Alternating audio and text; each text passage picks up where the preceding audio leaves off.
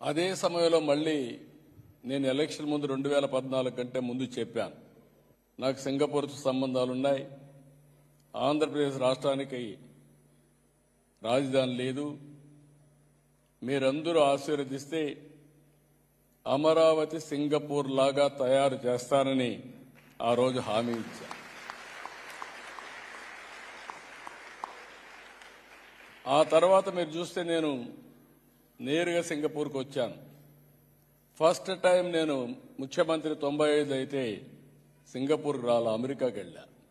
15 రోజులు తిరిగా, అన్ని కంపెనీలు కలిసా. కడాన మైక్రోసాఫ్ట్ అధినేత బిల్ గేట్స్ కూడా కలిసా. మొత్తం తిరిగి ఐటీ కంపెనీల్ని ఇండియాకి తేవడానికి, ఆంధ్రప్రదేశ్ తేవడానికి ఆ రోజు కృషి చేశా.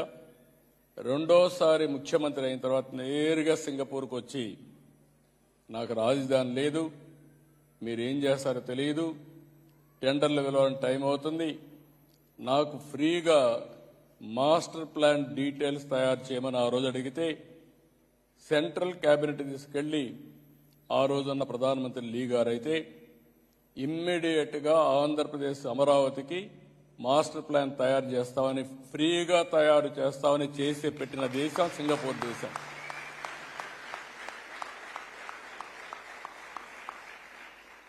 బెస్ట్ ప్రాజెక్ట్ తయారు చేశారు. అక్కడి నుంచి చాలా దేశాల్లో వీళ్ళు టౌన్షిప్లు కూడా కట్టారు, ఇండస్ట్రియల్ టౌన్షిప్లు కట్టారు, ఎకనామిక్ యాక్టివిటీ చేశారు, చాలా చేశారు. దాంతో నేను వీళ్ళతో మాట్లాడి ఒక సీడ్ క్యాపిటల్ కూడా తయారు చేస్తే వీళ్ళు భాగస్వాములు అయితే ప్రపంచాన్ని మొత్తం తీసుకొచ్చి పెట్టాం. అది కూడా ఎప్పటికప్పుడు ల్యాండ్ ఇచ్చి ఆ రోజుండే మార్కెట్ రేట్ ప్రకారం తీసుకొని అభివృద్ధి చేసి ఆ డబ్బులు గవర్నమెంట్కి వచ్చేది. 19లో గవర్నమెంట్ మారింది. కడాన సింగపూర్ గవర్నమెంట్ కూడా తప్పుబట్టే పరిస్థితికి వచ్చారు. ఈరోజు నేను వచ్చింది పెట్టుబడులు నేను సాధిస్తాను కానీ రాష్ట్ర ప్రతిష్ట పోతే, బ్రాండ్ పోతే శాశ్వతంగా ఆంధ్రప్రదేశ్ రాష్ట్రం నష్టపోతుంది. ఆంధ్రప్రదేశ్ రాష్ట్రంలో జరిగిన నష్టాన్ని సింగపూర్ గవర్నమెంట్ కూడా చెప్పి మళ్లీ రికార్డు స్ట్రైటన్ చేయాలనే ఉద్దేశంతో నేను ఈ పర్యటనకు వచ్చానని చెప్పి కూడా నేను మీకు తెలియజేస్తున్నా.